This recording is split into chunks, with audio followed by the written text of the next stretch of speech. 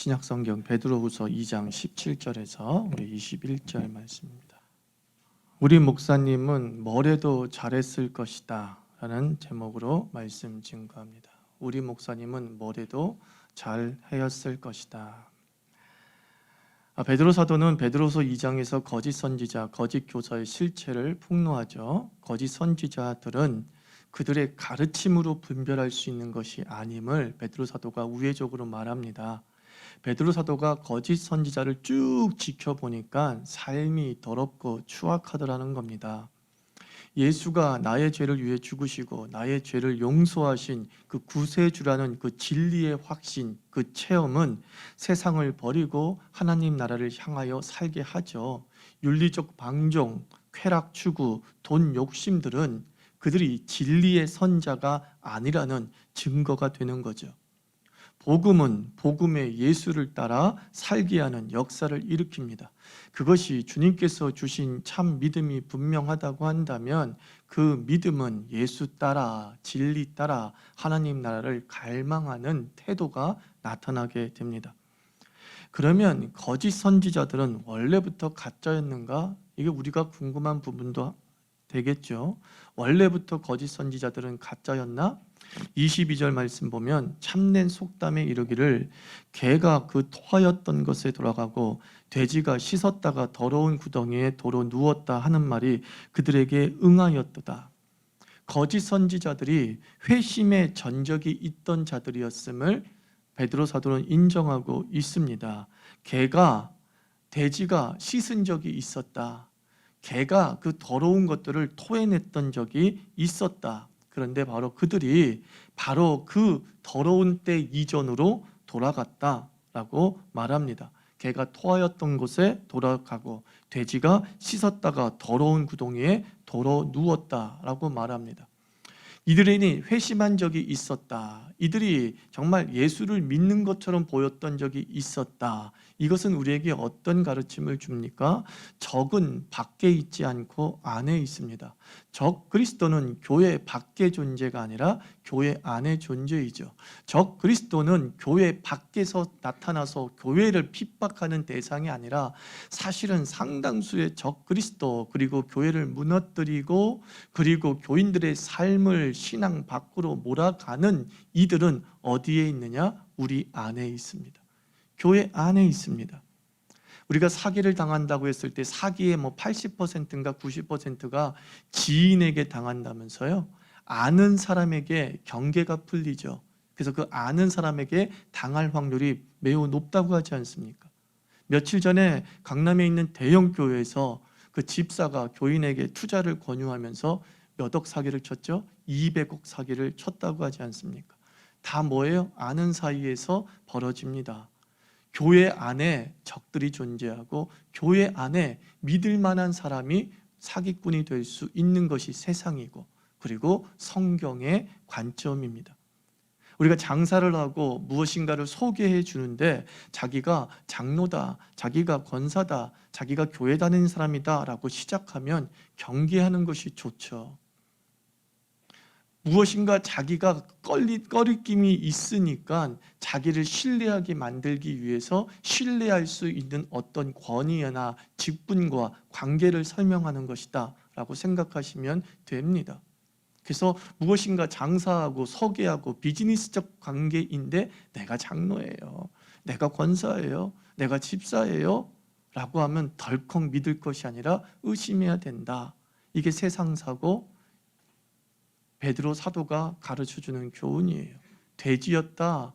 그런데 그는 씻었던 적이 있었다. 그런데 그 씻었던 적이 있던 돼지가 도로 더러운 구덩이로 돌아갔다. 그게 거짓 선지자. 그것이 적 그리스도의 실체이죠. 뜨거운 체험이 신앙적 체험이 있던 성도일수록 조심했으면 좋겠습니다. 왜냐하면 그 뜨거운 체험이 있던 사람일수록 마귀 공략의 1순위가 됩니다. 마귀가 그 뜨거운 체험이 있었던 그 사람의 신뢰를 이용해서 많은 성도를 유혹하고 타락의 구덩이로 몰러가는 겁니다. 이단 교주들 보십시오. 이단 교주들이 예전에는 다 뭐였죠? 장로였고 집사였고 권사였다고 하지 않습니까? 교회 안에서 명망이 있던 사람이에요. 교회 안에서 정말로 신실한 사람이라고 인정을 받았던 사람이에요. 그리고 그들의 삶 속에서 성령의 충만함의 어떤 체험들이 가시적으로 드러났던 사람들이었어요. 그런 사람들이 이단이 되고 교주가 되고 사이비로 다 빠지면서 같이 신앙을 하던 사람들을 수렁에 빠뜨려 버렸잖아요. 세속적 권위주의자의 지도자를 보고서 우리는 가끔 그런 얘기합니다. 아우, 저 사람 변했어. 저 사람 변했어. 제가 그렇게 변했다고 생각되어지는 사람, 세속적으로 변했고 권위주의적으로 변했다고 생각되는 그런 지도자들이나 그런 사람에 대해서 전 이렇게 말하고 싶어요. 그들은 변한 게 아니라 변하지 않았어요. 그들은 변한 것이 아니라 변하지 않았어요. 예수 믿은 후에 그들은 변하지 않았던 거예요. 그리고 마침내 그 실체가 드러난 겁니다. 변했는데 다시 변해? 있을 수가 없어요. 예수의 생명이 우리 안에 온전히 들어왔는데 다시 변해? 그럴 수 없어요. 변하지 않았던 거예요. 뭐가 드러난 거예요? 그 실체가 드러난 거예요. 결단 이전으로 돌아간 성도가 많습니다. 사실 돌아간 것이 아니라 그때부터 완전히 돌아선 적이 없었던 거예요. 사생 결단이 없었던 거예요. 죽이는, 썩어지는 미랄이 되는 죽음의 결단이 없었던 거예요. 그래서 아직까지도 살아있는 그 옛사람이 마침내 뿌리를 내리고 실체를 드러낸 것이죠. 바울 사도는 예수를 믿는 자신의 삶을 이렇게 표현했죠. 내가 옛 영광과 욕망을 다 배설물처럼 토해냈다. 똥처럼 더럽게 여기면서 다 쏟아냈다. 그것이 순교하기 직전까지 바울의 모습이었어요. 바울은 변했어요. 그리고 한 번도 저 사람 변했네 라는 소리를 들은 적이 없어요. 진정한 변화가 예수 안에서 일어났던 사람이기 때문에 배설물처럼 다 토해내서 그 어떤 더러운 찌꺼기와 옛사람이 그 속에 남아있지 않게 했기 때문에 그는 변했어요. 그리고 한 번도 바울사도 변했어 라는 얘기를 들어본 적이 없어요. 그리고 변하지 않은 삶을 살았던 거죠. 우리가 옛사람을 벗어버리지 못하면 우리는 옛사람에게 언젠가 잡아먹힙니다. 토한 것을 먹는 개 같은 인생이 되고 마는 거예요. 그 결단이 그냥 절반의 결단이거나 우리의 죽음을 담보로 하는 철저한 눈물의 결단이 없었다고 한다면 우리는 다시 그 개 같은 인생으로 더러운 돼지구덩이로 돌아가는 유혹에 빠지게 되고 그 옛사람이 우리 새사람을 조금 새 옷을 입었다 싶은 우리를 잡아먹고 만다. 베드로 사도의 경고이죠. 저는 요즘 고민하는 것이 하나가 있습니다. 그것이 뭐냐면 우리 목사님은 세상에 나가도 제대로 잘 살 거야 라고 하는 평가를 받기도 하고 어떤 목사님은 우리 목사님은 세상에 나가면 제대로 못 사실 거야 이런 평가를 받기도 하죠. 내가 목사로서 어떤 평가를 들어야 정말 좋은 평가인가 세상 고민하게 됐어요. 옛날에는 우리 목사님은 어디에서 무엇 해도 잘하셨을 거야 이런 평가를 받는 게 굉장히 능력 있는 목사라고 하는 평가라고 생각했던 적이 있어요.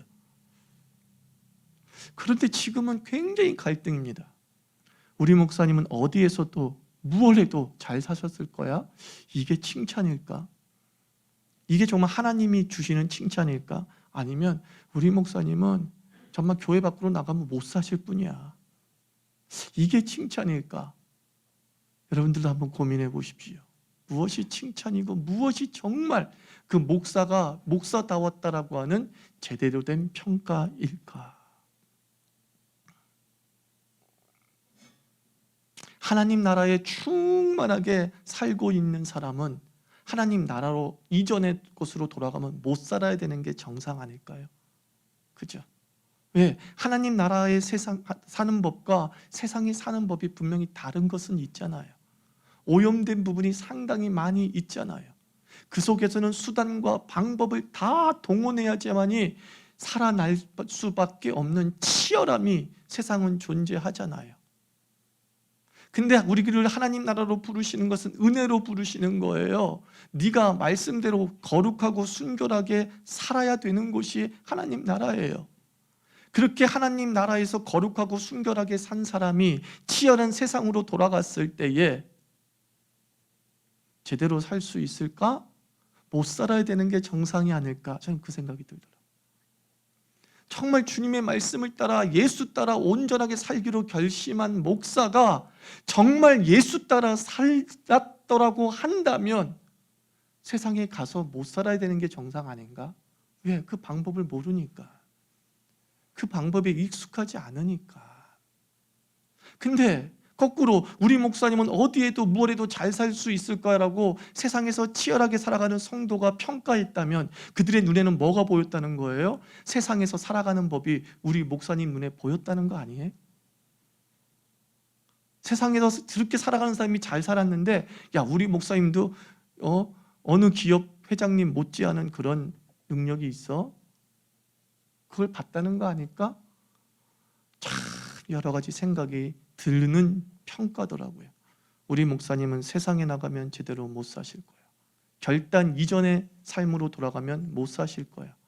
우리 목사님은 어디에서 무엇에도 잘 사셨을 거야. 결단 이전의 삶으로 돌아가도 아무 문제가 없었을 거야. 무엇이 더 성경적인 평가인가? 우리 한번 고민해 봤으면 좋겠습니다. 거짓 선지자들이 결단 이전에도 돌아가도 더 잘 살고 잘 먹고 사람들에게 많은 인기를 얻었죠. 근데 베드로 사도는 얘기합니다. 그들은 거짓 선지자다. 그들은 거짓 교사다. 라고 말하고 있죠. 여러분, 거짓 교사들의, 거짓 선지자들의 주 공략 대상이 누군지 아십니까? 18절 보십시오. 그들이 허탄한 자랑의 말을 토하며 그릇되게 행하는 사람들에게서 겨우 피한 자들을 음란으로써 육체의 정욕 중에서 유혹하는도다. 자, 누구를 유혹했대요? 거짓 선지자들이 겨우 피한 자들, 그릇되게 행하는 사람들에게서 겨우 피한 자들. 쉽게 얘기하면 이제 예수 막 믿은 사람, 이제 뭔가 조금 신앙이 이거다라고 체험한 사람이 거짓 선지자들의 주 공략 대상이었다라고 말합니다. 체험이 있는데 말씀이 없는 사람이 주 공략 대상이었다는 거예요. 이제 막 말씀의 맛을 들인 사람, 이제 막 말씀을 사모하기 시작한 사람이 거짓 선지자들의 주 공략 대상이래요. 그래서 여러분들, 갑자기 성경 공부하고 싶은 생각이 들 때 저는 목사와 상의하기를 부탁합니다. 그럴 때가 있어요.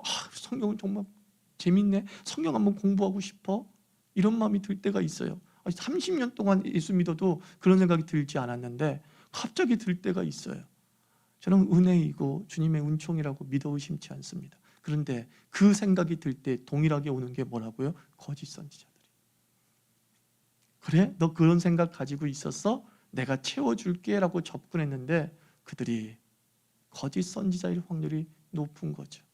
그들의 메시지에 쉽게 빠질 수 있다는 거죠. 아이, 목사님 무슨 소리예요? 권사님과 장로님들도 막 이단에 넘어가던데요.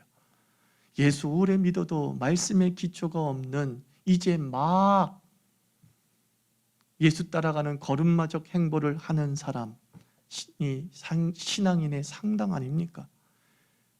우리 노회에서는 장로가 될 때 장로고시를 봅니다. 장로고시 중에 과목 중에 성경이 있어요.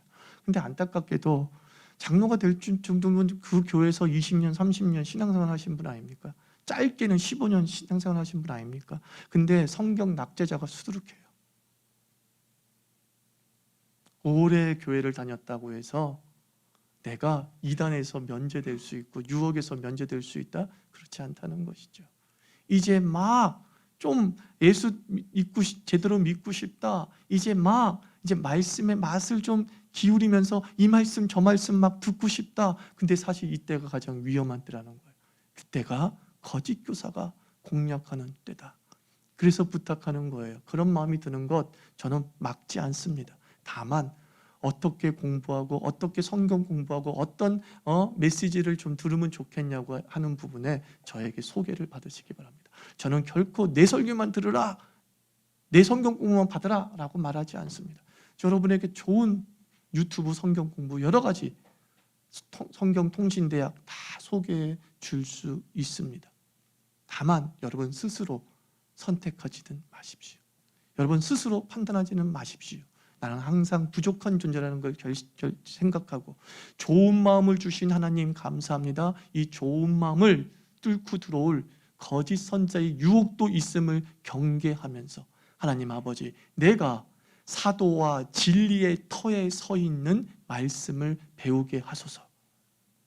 그러면 저는 여러분들에게 기꺼이 정통에 선 말씀과 방법을 또 과정을 소개해 드릴 겁니다.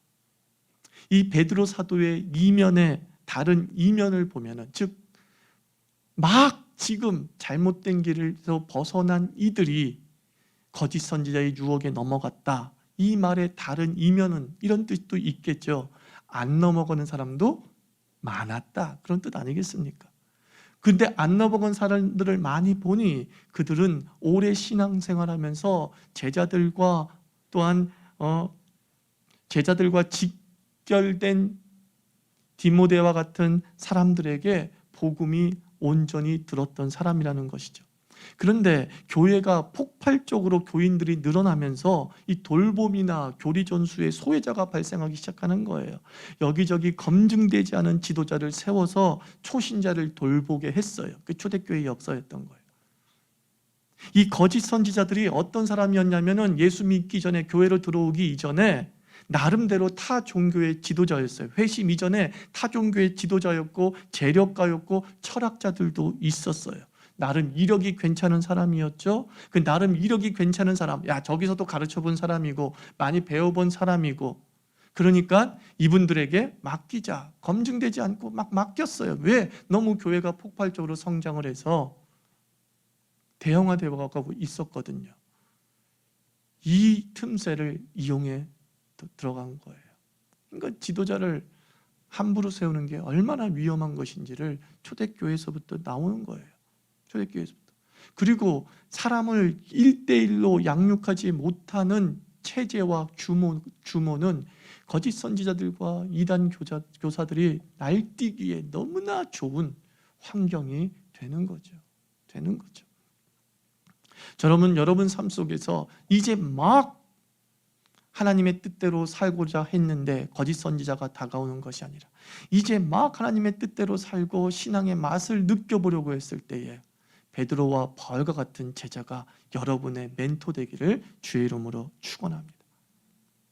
거짓 선지자에게 빠진 자의 삶은 19절 보니까 그들에게 자유를 준다 하여도 자신들은 멸망의 종들이니 누구든지 진 자는 이긴 자의 종이 된다 그랬어요. 표준 세번역은 이렇게 번역했어요. 그들은 사람들에게 자유를 약속하지만, 즉 거짓 선지자들은 사람들에게 자유를 약속하지만 자기들은 부패의 종이 되었습니다. 누구든지 진 사람은 이긴 사람의 종노릇을 하게 되기 때문입니다. 지금 무슨 뜻이냐? 거짓 선지자에게 빠진 사람들은 결국 뭐가 되냐? 거짓 선지자의 종이 되었다, 이 얘기하고 있는 거예요. 자기 결정이 없는 존재가 돼버렸다 말합니다. 야 빤스 벗어, 그래서 빤스 벗는 사람이 자기 교인이야?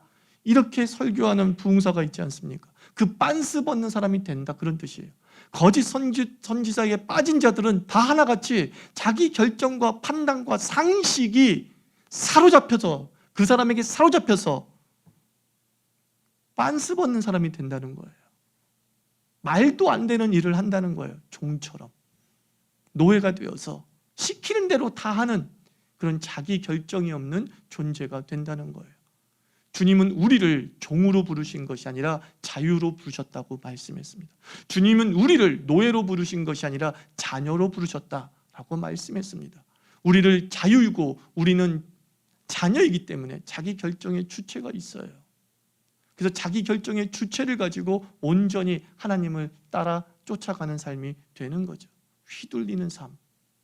이것이 바로 거짓 선지자의 전형이에요. 자기 마음대로 부려먹는 거예요. 그게 거짓 선지자의 정의예요. 그 거짓 선지자에게 빠진 자들은 정말 정말 노골적인 말로 오늘 제가 말한 것처럼 뭐라고요? 빤스 벗는 사람이 돼버리고 마는 거예요. 빤스 벗어 하면 빤스까지 벗는 사람이 돼버리고 마는 거예요. 자기는 그걸 몰라요. 그걸 뭐라 그래요? 순종이라고 생각해요. 그걸 뭐라 그래요? 신앙이라고 생각해요. 그걸 뭐라 그래요? 하나님을 향한 경외라고 잘못된 착각에 빠져버리는 거죠. 얼마나 비참하게 살아갑니까? 이단과 사이비에 빠진 사람들이 얼마나 이렇게 비참하게 살아가는지. 그러므로 우리가 진리 안에 서 있고 정통 안에 서 있는 것을 감사하시기 바랍니다. 그거 감사하셔야 돼요. 우리 목사님은 빤스 벗어 하는 카리스마도 없어. 할까요? 그게 그렇게 좋아요? 그게 카리스마예요? 성경은 얘기합니다. 그거 거짓 선지자라고. 종으로 만들고 노예로 만들어서 사람의 판단력을 완전히 빼앗아가는 메시지는 하나님이 주시는 것이 아니에요.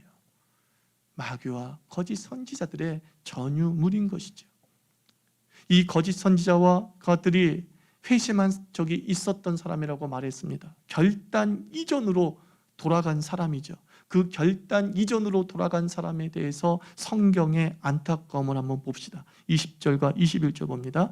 만일 그들이 우리 주 되신 구주 예수 그리스도를 알므로 세상의 더러움을 피한 후에 다시 그 중에 얽매이고 지면 그 나중 형편이 처음보다 더 심하리니 의의 도를 안 후에 받은 거룩한 명령을 저버리는 것보다 알지 못하는 것이 도리어 그들에게서 나으니라. 이게 무슨 뜻인지 아십니까? 단어 하나예요. 악화되더라 이거예요.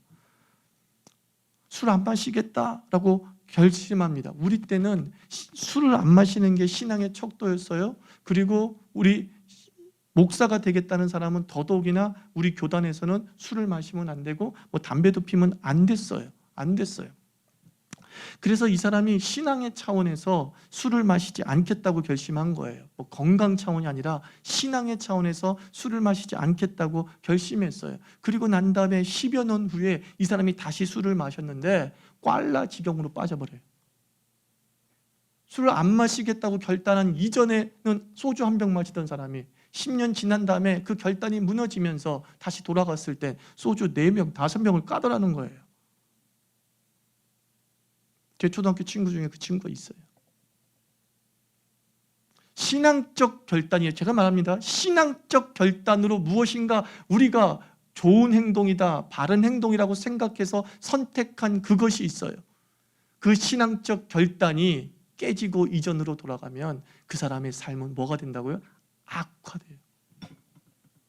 아주 나쁜 지경으로 간다는 것입니다. 거룩한 결단이 무너지면 인생의 결과는 악화밖에 없는 거예요.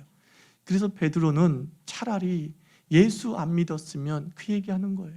이들이 예수 안 믿었으면. 이 말은 요즘 말로 저 사람이 목사가 되지 않는 것이 더 나을 뻔했다, 저 사람이 장로가 되지 않는 것이 더 나을 뻔했다, 이 얘기하는 거예요.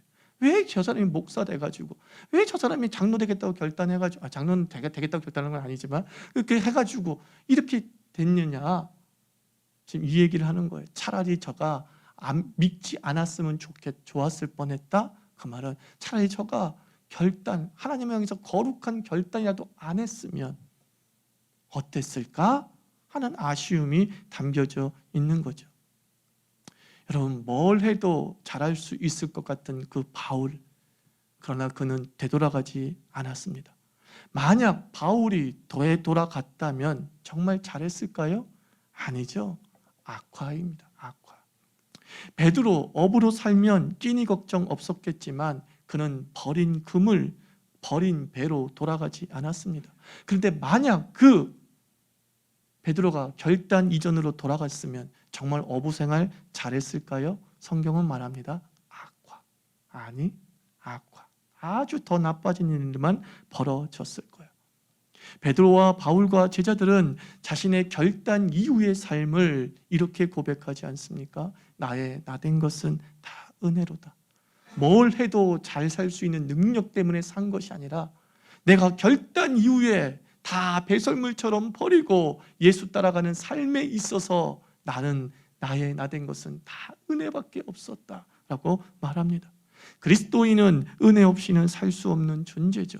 은혜로 사는 존재, 그리스도인입니다. 뭘 해도 은혜가 역사하는 사람입니다. 은혜 이전으로 우리 돌아가지 맙시다. 은혜로 사는 지금을 여러분 소중히 여기시기를 바랍니다. 은혜로 부르신 이유, 그 은혜만 꼭 붙잡고 그 예수 안에 승리하는 생 되기를 바랍니다.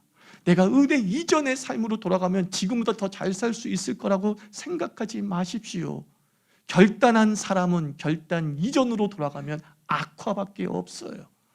하나님께서 우리로 결단으로 부르셔서 은혜로 살게 하셨다면 앞으로도 은혜로 살게 하실 것이고, 그 은혜가 결단 이전의 그 어떤 능력보다 더 강력하게 우리 삶의 축복이 될 줄 믿습니다.